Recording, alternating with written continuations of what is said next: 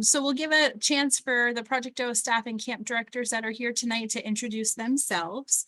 We have a camp video that we'd like to share with all of you that shows you our facility and gives you a little insight into camp.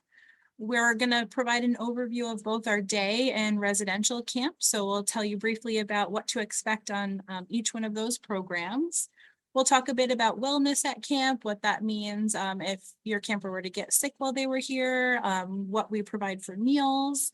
And then we have a bunch of resources to share with you as well. And then we'll open it up to questions in case you have any. Again, the chat is available. So if something comes up along the way, you're welcome to take advantage of that now. And we'll get started.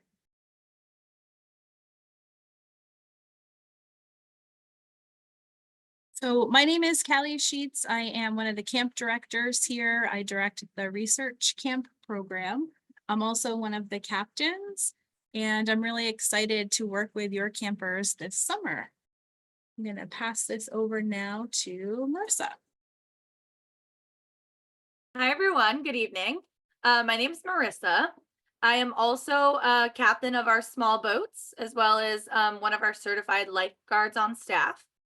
I am going to be directing Ocean Explorer Academy this summer and also working a little bit with Ocean Camp. Can't wait. Hi, I'm Debbie Sayer. I'm a marine science educator here. I'm also a lifeguard and a small boat captain. I'm a camp director. I direct ocean camps some weeks, our Mystic Aquarium collaboration camps, and our undersea technology camps.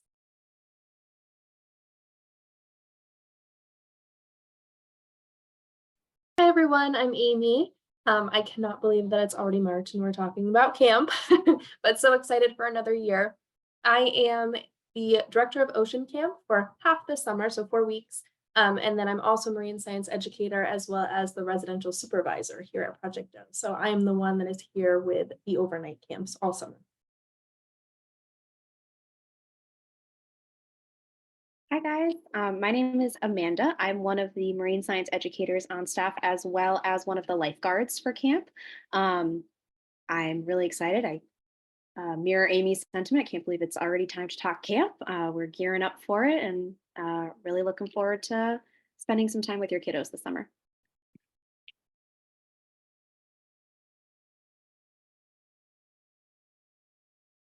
Okay, so we'd like to share a video with you, and this will give you a little insight onto what's going to happen at camp, and it'll give you a sneak peek of our facility if you haven't been here before. So here we go.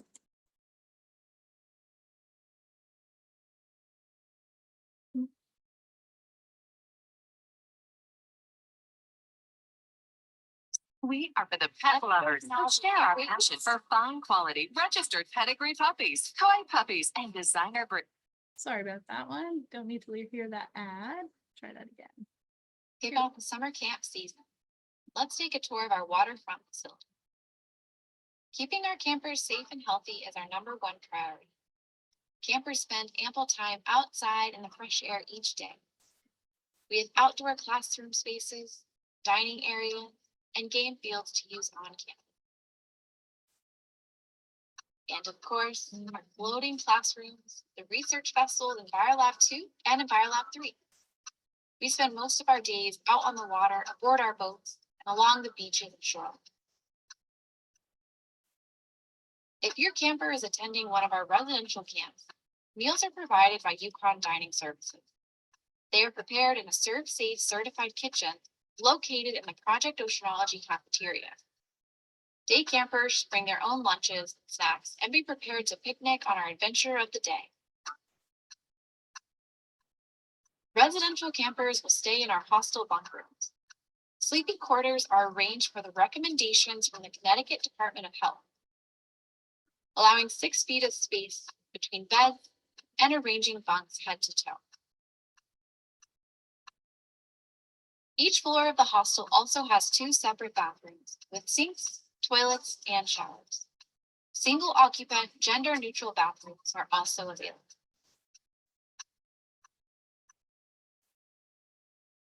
Last stop on the tour is the pride and joy of Project O, our boats.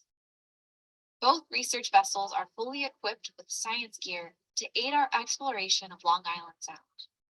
Otter trawl nets, Peterson grab, plankton nets, water quality testing instruments, and so much more. We also have a fleet of Carolina skiffs with flat hulls so we can zip around shallow water ecosystems too. Project Oceanology is dedicated to providing meaningful, hands-on marine science experiences for our campers in the safest way possible.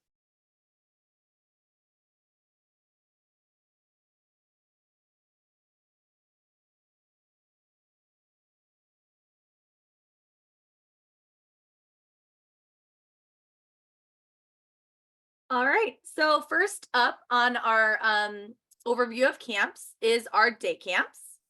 So we have 3 different day camps that we offer, and they're offered at various times throughout the summer.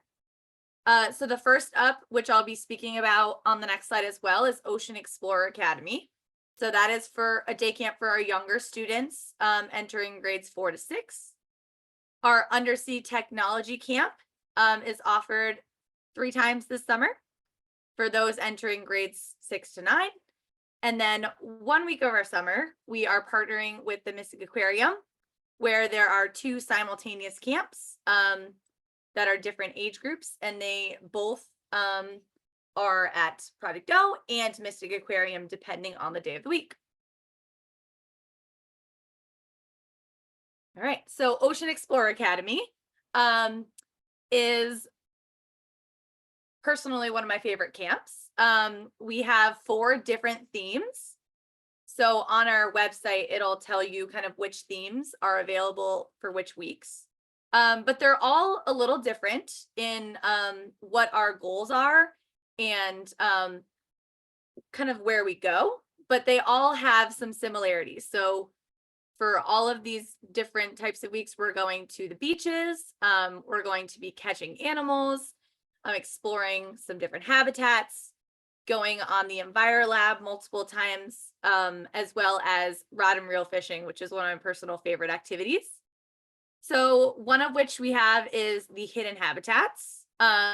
So this is really focused on looking at what type of habitats do we have in Long Island Sound, and we utilize Bluff Point State Park a lot, and there's quite a few different habitats there.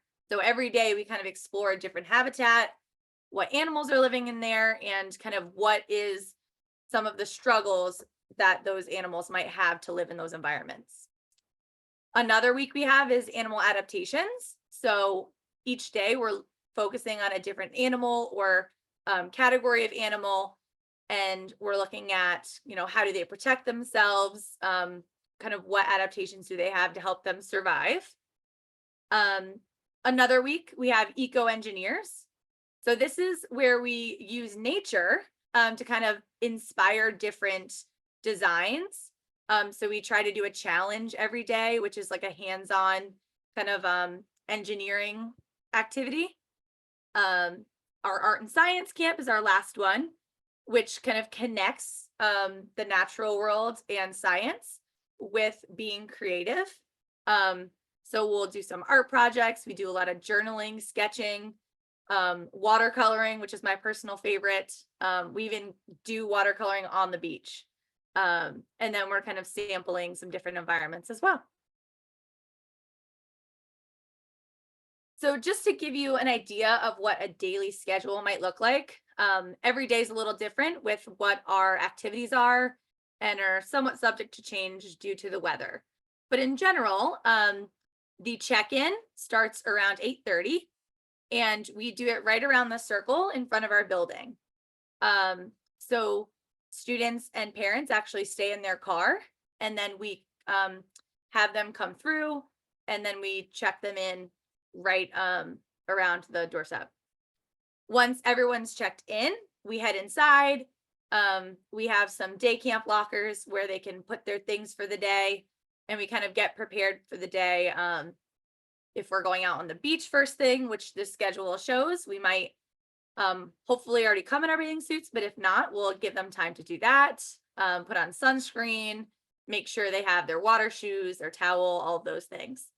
So normally in the morning, we might go out on the skiffs to a beach or spend the morning on the EnviroLab. And then we'll come back to Project O for lunch. Usually at least one day we'll be in the field, but we'll also be having lunch in our cafeteria as well for hot lunch.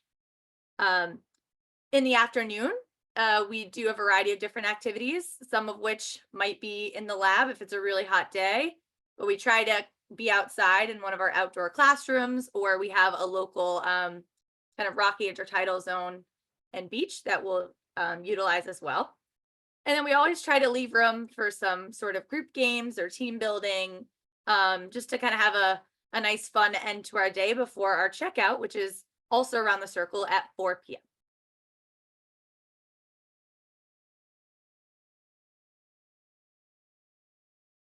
All right, so another of our day camps is our Undersea Technology Camp. So this camp is all about getting hands-on with technology and how we can use technology to explore the world's oceans. So it's centered around building remotely operated vehicles, or ROVs for short. Ours are made out of PVC and DC motors, and we call them sea perches.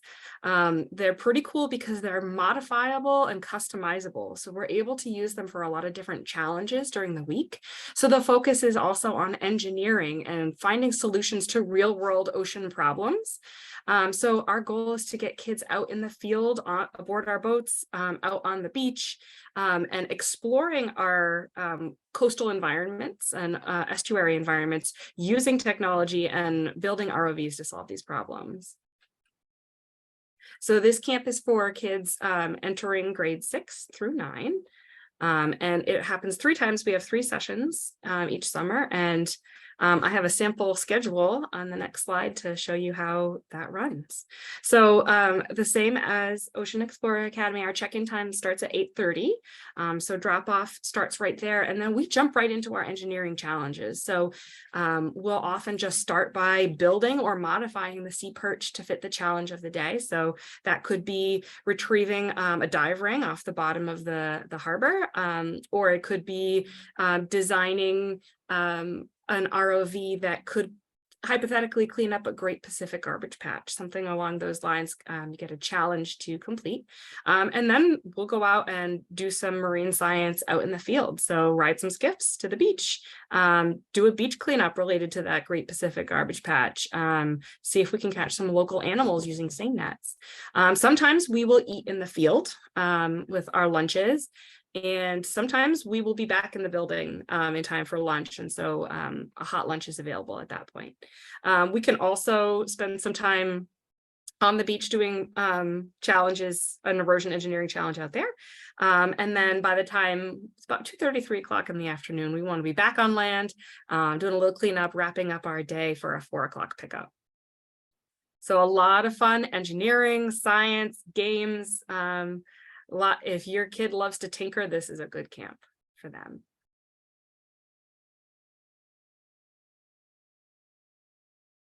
Right. So we have 2 overnight camp offerings. The first is Ocean Camp, and the next is Marine Science Research Experience. I'm going to talk specifically about Ocean Camp. So Ocean Camp has 2 grade bands that we sort of cater to. 4 of the 6 weeks that we offer Ocean Camp are for those students entering grades 7 through 9. And then the other 2 weeks are for students entering grades 9 through 12. Ocean Camp is my absolute favorite. I'm on Over Camp all summer long, so I sort of live and breathe this every summer. I think it's a great opportunity for any camper who's interested in just sort of getting their feet wet in science, or enjoy being out on the water. It's definitely less rigorous than our research experience, or maybe something like our C-Tech camp, which is a little bit more focused on one particular component of marine science. So we do all sorts of things. I have an example of a schedule on the next slide. But wake up is normally around 7:30, 8 o'clock. Breakfast is shortly thereafter. Like we said before, all meals are provided by UConn, so we have them right downstairs in our cafeteria. Our morning activity may be something like an expedition before or aboard our research vessel. So, it might be a fishing trip like Marissa talked about, which are always so fun. It could be that we actually beach our boat at an island nearby and do a beach cleanup or something like that, or even just, a trawl and some abiotic sampling. We'll usually come back for lunch. Typically, we have hot lunches, but there are some few occasions throughout the summer where we will have lunches aboard the boat or on the beach. The afternoon may be an activity by skiff. So those normally happen closer to shore here at Avery Point. But we may be doing, like this schedule says here, a barrier beach study or some seining, or we have been known, on a Thursday or Friday afternoon before pickup to just sort of hang out and have some fun in the water. Usually there's some free time before or after dinner, as well as an evening lab. And then the students will also have some time towards the end of the day to, just sort of hang out and bring themselves down before bed, and then lights out, depending on the age group, is around 9:30, 10 o'clock. And I will say I'm super excited. This year we have some new labs that we're looking to sort of start with Ocean Camp. So really exciting stuff coming down the pike.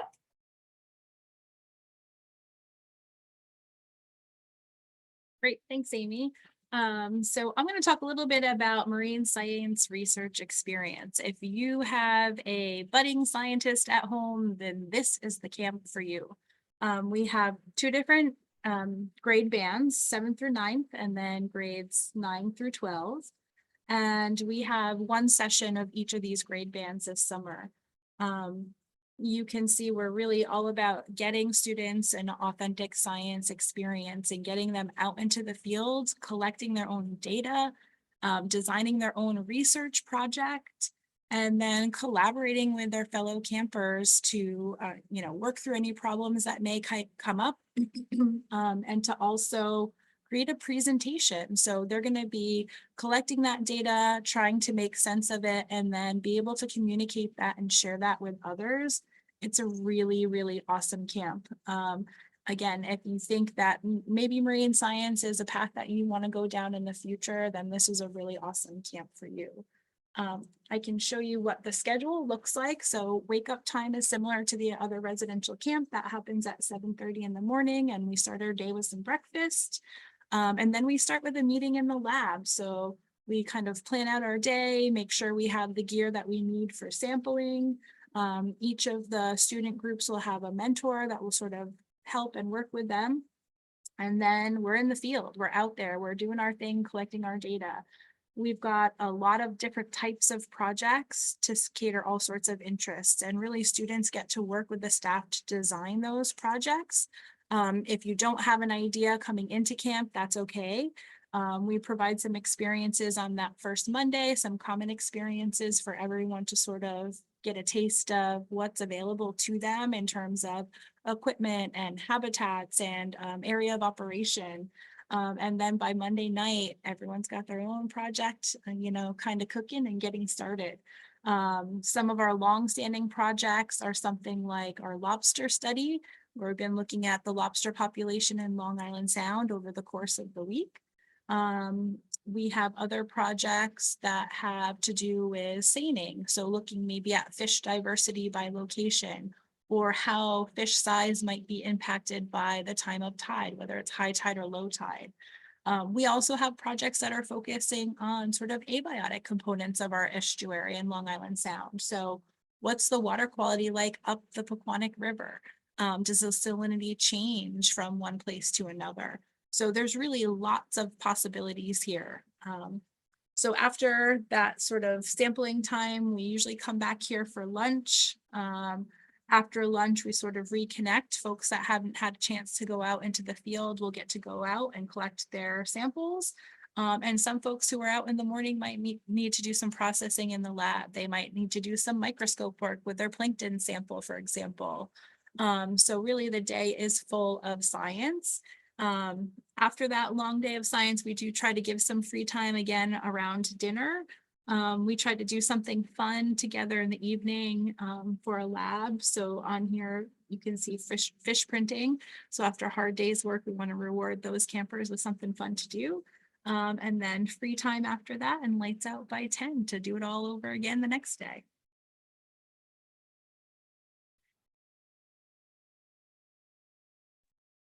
Alrighty, so now that we know what kind of camp that we're going to here, we have a suggested packing list and then our required camping list. A lot of this is specific to overnight campers in terms of toiletries and pillow and bedding.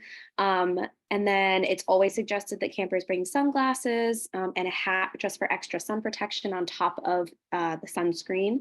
That we are very good at making sure that they are reapplying very frequently. I'm one of those people. I burn very easily, so I always make sure that those campers are putting on their sunscreen as frequently as we can. And then for our overnight campers, it's always nice to have a book or like a sketch pad, something to kind of do during that free time. We have plenty of games, lots of puzzles for them to do as well. You can take a look at the required packing list here. It's all located in our handbooks as well, which we're going to show you guys how to find on our website in just a few moments here.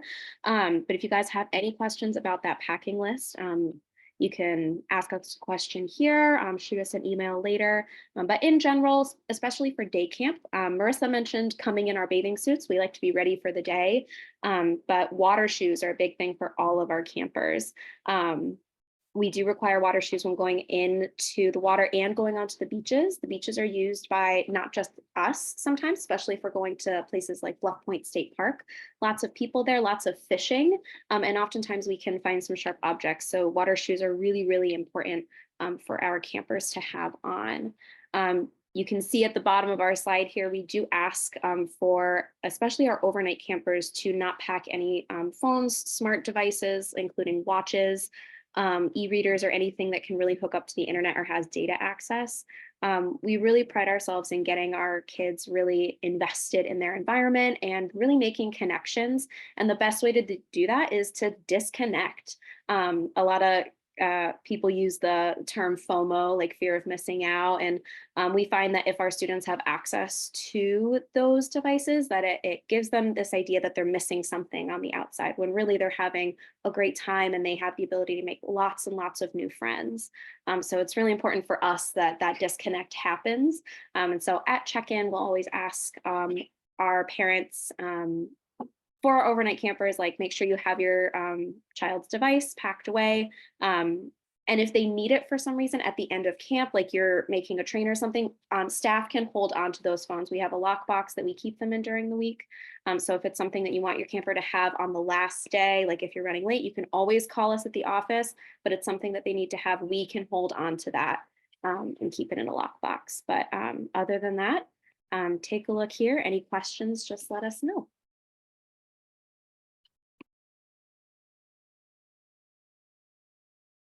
Okay, another important thing to know, especially regarding the residential camp, is ways that you can contact your camper. So you can either call us. We have a specific number that we actually give on a flyer the first day of camp when you check in, which has the number and the extension for the camp phone. Usually we allow campers to call home during the free times.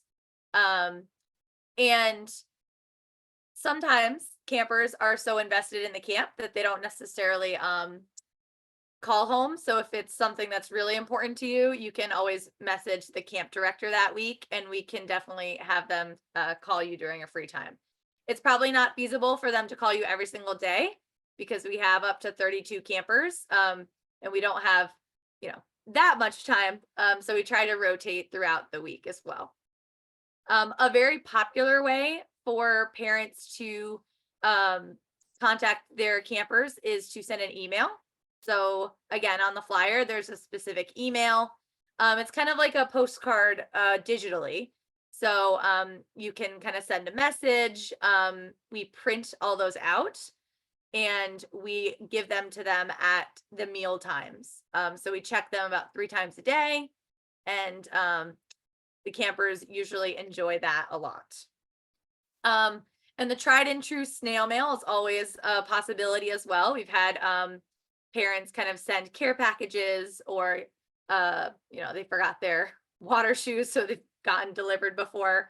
So we try to be flexible. So that is also a possibility. Just keep in mind like the shipping time, especially if you're going to send a care package. You can always send it in advance and we can kind of keep it in our office for them. All right, thanks, Marissa. I actually just saw a comment pop up in the chat about food, but we're going to talk about it right now. So food at camp, we mentioned earlier, is provided by Yukon Dining Services. But it is important to note that in your registration form, there are questions regarding your child's dietary guidelines.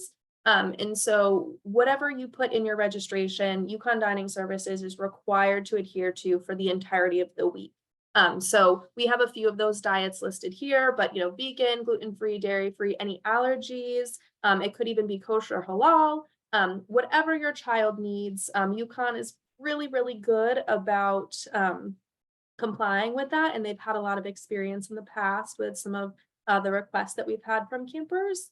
But like I said, the more specific that you can be in your registration, the better, because we, while we try and adhere to sort of the guidelines of certain diets, if your child is just simply a picky eater, we have some options like at breakfast. If they don't like the hot breakfast for that day, they can have cereal. Or if they don't like the hot meal of that day, they can have a salad. But just making sure you're, careful as to what you're putting in your registration so that your child is getting what they, absolutely need.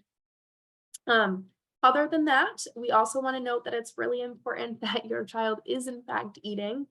We have some campers that come to camp and they tend to be a little picky, and so they'll eat very little throughout the course of the week. Which can be challenging on our part because we are out in the field every single day in and day out. And with those late nights at camp, sometimes, these campers get exhausted or dehydrated because they're not eating enough. And so we find that eating meals is super important. And so if your camper is not eating an adequate number of meals during camp, and this is excluding snacks do not count. If they're not eating an adequate number of meals, it is at the discretion of the camp director whether or not the student can continue or the camper can continue to stay at camp. Both of those links that we have listed in the PowerPoint, and the PowerPoint will be shared with you as well on the website, offer links to our summer camp meal program details. So there's like a sample menu there, as well as some FAQ questions that you may have. Those will be listed on the website. In regards to snacks, we do offer campers snacks throughout the day. So you can supply them with snacks, although typically we don't roll with their individualized snacks in the field. That would be something that they would eat during a free time or something like that. So we supply things like chips and applesauce and popcorn, but if they have a certain something that they like, they would be able to grab that when we were in the building.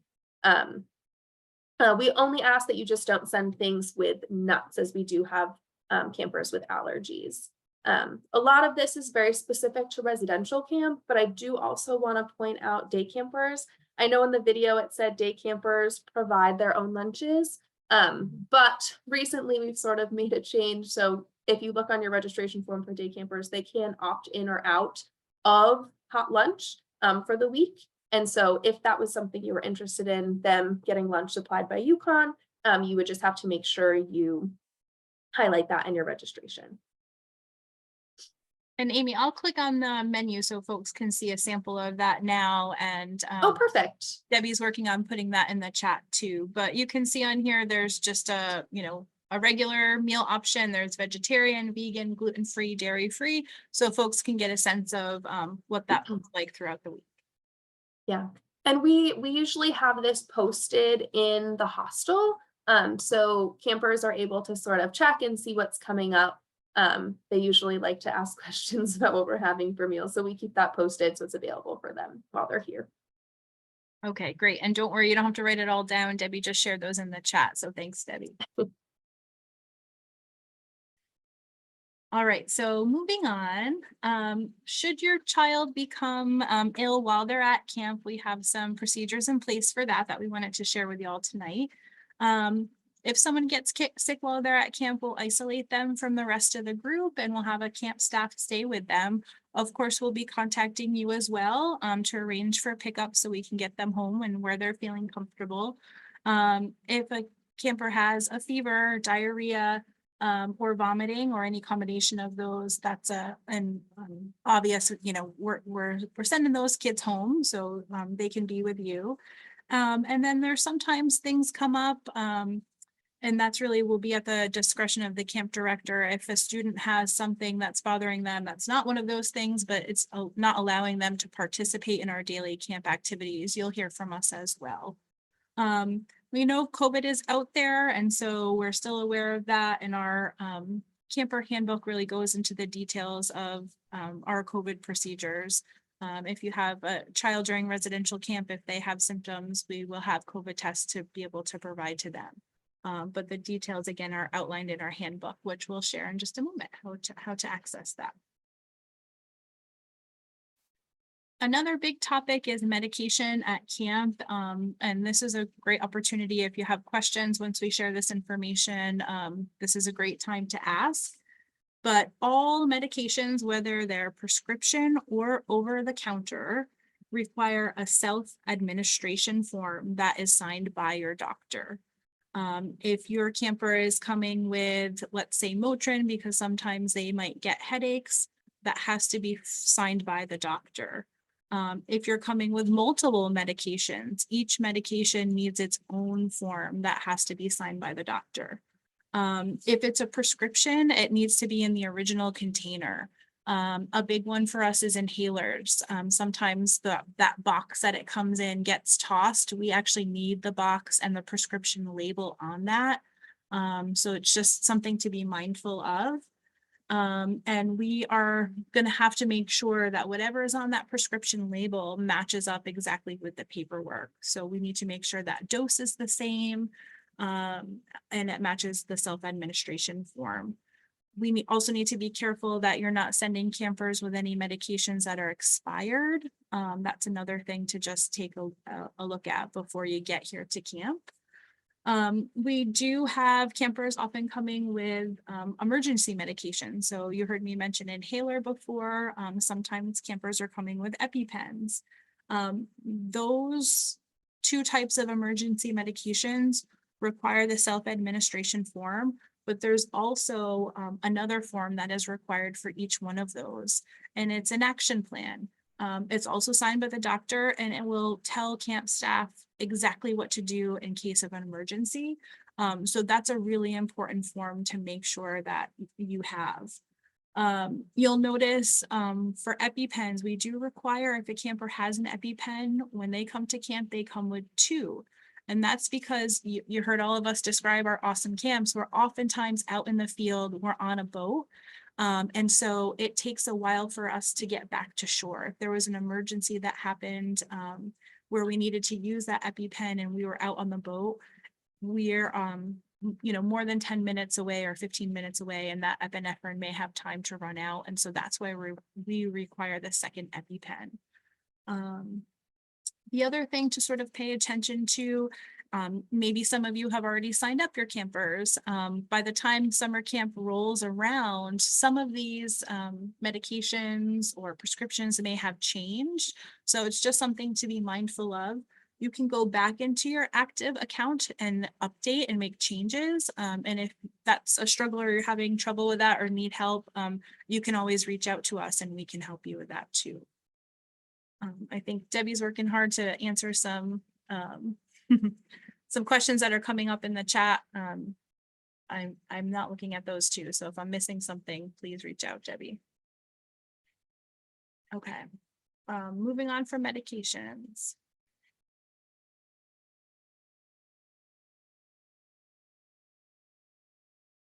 Sorry, I was typing too. This one's my slide. So an important part of our camp is the culture of support and and friendliness that we create with our campers. And some of that is supported by not having phones with us, and some of that is supported by having campers really take ownership of their camp and their camp behavior. And so we have a code of conduct that we expect all campers to abide by, and we don't generally have issues with this, but we want honesty, kindness, responsibility, respect, and safety. And if campers are not abiding by these expectations, we have a 3-strike policy in place. So that just starts with a warning, just a discussion with a counselor or a camp director. If the pattern is establishing and repeating for a second time, then we'll make a call home to the family and discuss a plan to correct the behavior. And if it continues to occur beyond that point, then we'll have to dismiss the camper from camp. That's never our preference. We always want to work with a kid and get them to the point where they can remain at camp and we can fix whatever's going on. We also reserve the discretion if there is a particularly egregious behavior that does not warrant a 3-step policy. If it's particularly egregious, we reserve the right as camp directors to dismiss a camper without 3 strikes. That being said, the one way that campers can help support us in keeping everybody feeling good and having a good time at camp is to be honest with the camp counselors. We have interns, we have staff, we have camp directors. There are a lot of different adults that your camper might bond with, and all of us are trained and prepared to help with a situation if there's anything going on. And the sooner that we know about these things, the better we can care about them and take care of them. So just have that discussion with your camper. We talk over that with our campers night 1 as well. Sunday night, we're talking about, how we can operate as a successful camp and how we can support each other. And the next slide is all about those resources that I know that you're dying for. So I'm just going to put it right in the chat right now. Our Res Camp handbook and our Day Camp handbook, everything that you need to know and more are in those camp handbooks. So Residential Camp for Ocean Camp and Marine Science Research Experience. And Day Camp is for Ocean Explorer Academy, Undersea Technology, and the Mystic Aquarium Collaboration Camp. So all that information can be found in there. Our camp forms, I haven't actually copied that to my clipboard yet, but I'll put that on. That's the paperwork that you'll need to complete, including health registration form. So a health form, if you don't have a physical form from your doctor, just a form indicating that your camper is healthy enough to come to camp, plus all of our med forms that Callie was talking through a little bit earlier. So all of those things, take a look. I'm not sure, I was typing at the time too, but another important form that's found in there is our plan of care. And that one is a great one if you have something that you need to tell us about your camper that maybe doesn't fall into all the other categories. Just allows us to really take care of your campers in the best way. And then there's an FAQs page. So we'll paste that right into I will paste that right into the chat in just a minute. But if you have anything else that you need, the registration information, you'll get these forms in the email from that is automatically generated when you register for camp. So these forms are also completed in there or attached to those emails. So if you don't think that you got a confirmation email, check your spam folder. It is automatically populated with the forms that you'll need to complete. So if for some reason you don't have it or spam filtered it out and you don't have it, please reach out to us. We are happy to resend it. And those emails include your confirmation and then the reminders as well. So those are scheduled also to go out to remind you, oh, you don't have your camp forms in yet. Another exciting thing to share with you is we have an opportunity for you to come and meet us in person and see our facility and our boats. So mark it on your calendars right now, April 27th, it's a Saturday, from 10 to 2. We'll be here, our camp staff, and some fun activities for everybody. We'll have some live sea creatures for you to see. We'll have some crafts, different activities related to marine science that are related to our camp as well. So fun for the whole family. And we're also offering an opportunity for you to tour our camp facility. So see the hostel that your camper might be staying in. We'll walk down to the marine area, take a look at some of the boats. And then if you want to talk to a camp director, this is a great time to interface with us and ask us any questions. We love talking about camp because it's one of our favorite things here. So definitely come see us on the 27th of April. Looking forward to it. All right, great, Debbie. I think what I'm going to do is just slide over our website so folks can see where to find all these resources if they were to go onto the web. So this is our homepage, and if you clicked right here on the Summer Camp 2024, that's kind of the home base for all things summer camp. So the FAQ questions that you heard Debbie talking about are here. The virtual tour, the video that we shared with you, you can have access to that again. And all those camp documents are located right here as well. I can see some questions about, are there openings available? So you can sort of scroll down and see the different sessions that are offered over the course of the 8-week summer. And right now, the only camp that is totally full is the younger age group with the Mystic Aquarium, that collaboration camp. We have openings available in all the other camps at this time. Okay. All right, so this is our contact information. So if you have any additional questions that you'd like to ask us privately, or if something else comes up a little later on after this video, feel free to take a snapshot of this if you'd like. All of our contact information is also available on our website under the About button. That's where we have kind of a debrief on all of our staff, and this also includes our information.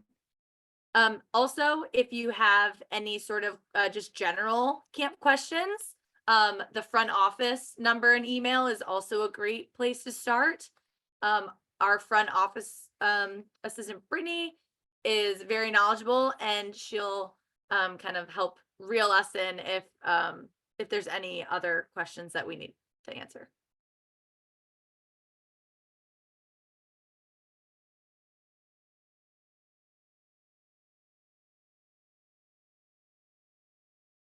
All right, well, that brings us to the end of our session. I take a minute to ask any questions. If you have questions, you can add them to the chat, and we'll read them aloud and answer them as best we can.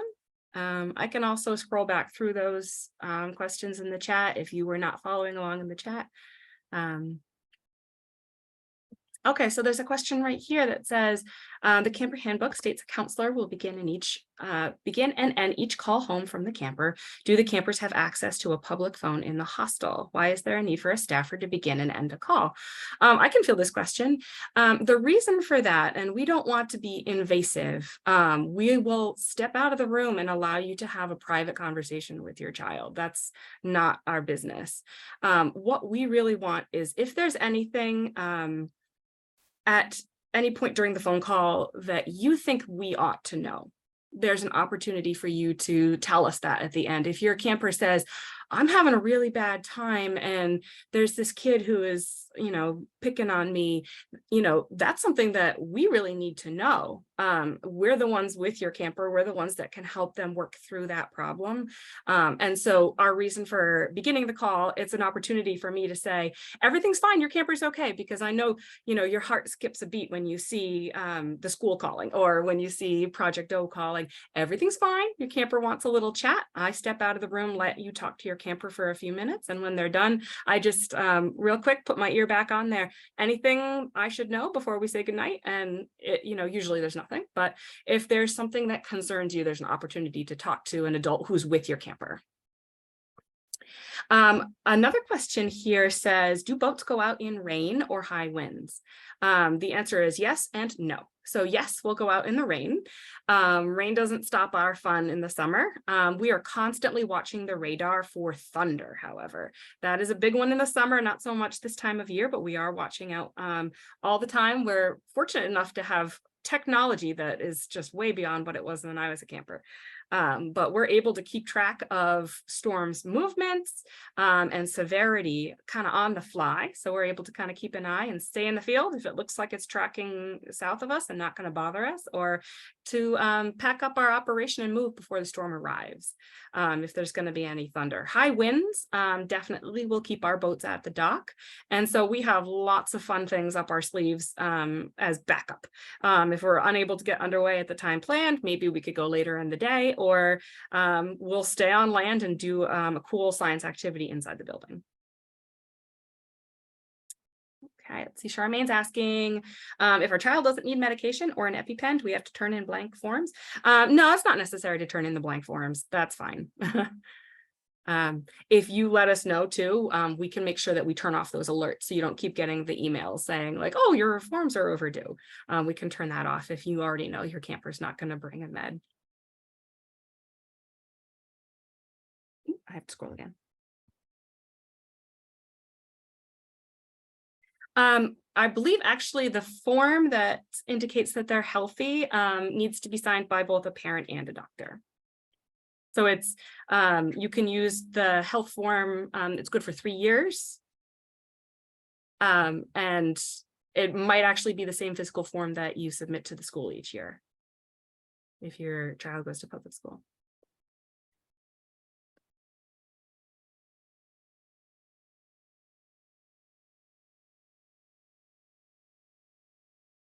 Okay, so the forms that we definitely need, we need a health form indicating that your camper is approved to come to camp, healthy enough to come to camp. We send that, we have a version of our own form, or we accept the ones that your doctor already completes or your school provides for the doctor to complete. That is the most critical one. If your camper is bringing a medication to camp of any kind, if that's just a cream for eczema or a medicated cream for eczema, or if it's ibuprofen for a headache, or if it is a medication for some sort of anxiety or something like that. All of those need to have a self-administration form completed. If you have an EpiPen or an inhaler, an additional form is needed for that. That form would be an emergency action form for the EpiPen or the inhaler. So in the event that your child encounters their life-threatening allergen, or your child is having an asthma attack, what steps, it's spelled out super clearly. So that's in addition to the self-admin form. I'm not actually familiar with the Scout camp form. It's possible all of the information there is the same. I'd have to take a look at it. So if you want to send that to Brittany, one of our camp directors will take a peek at it, make sure that's good to go. Yep, Debbie, and I just put up here, this is available under our camp forms. It sort of outlines all the forms in one place, and there's a great parent's guide to camp forms, so you can click on that and it sort of explains what you might need. So that might be a handy guide for folks as well. Yeah. Thanks, Kelly. That's a great resource. Sure.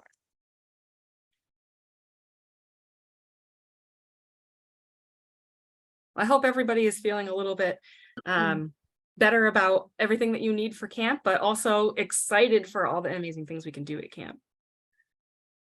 There was one question we missed in here, Debbie. Oh, I missed it. Can you That's scroll? okay. It said if EpiPens are 2 per pack, do you need to bring 2 packages or just 1 pack? One pack, 2 EpiPens. And another question I scrolled back and I saw was asking about masks and snorkels for swimming. We do not provide those, but if that's something that your camper likes, then feel free to bring those as well as goggles.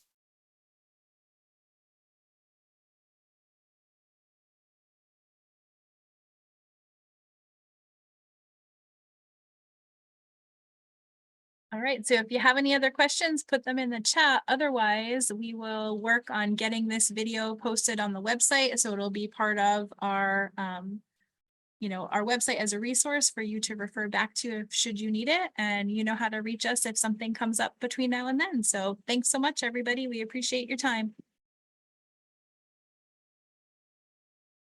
Oh, I saw Chris's question about EpiPens. Yes, we keep them in coolers that would travel with us, so they are kept at the correct temperature. Great question.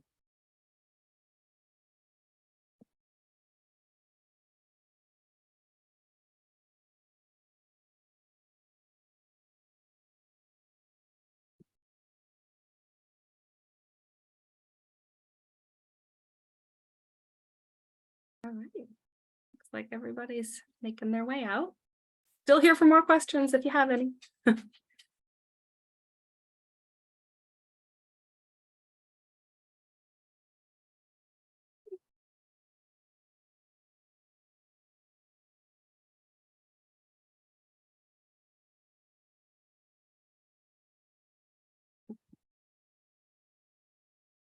Let's see.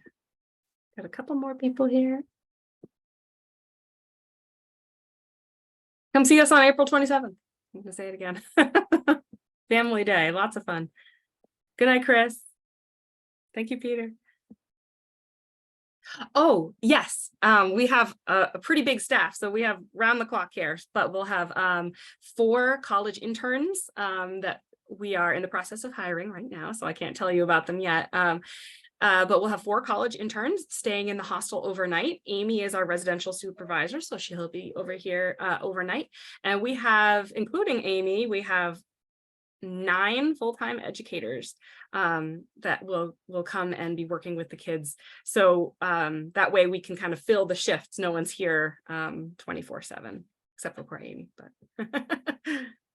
yes, they are absolutely screened and fingerprinted. The state recently updated its policies for licensed camps, which we are proud to be a part of that group. But all of our staff, including our captains and anybody who might even remotely be in the same room as your camper, are background checked rigorously.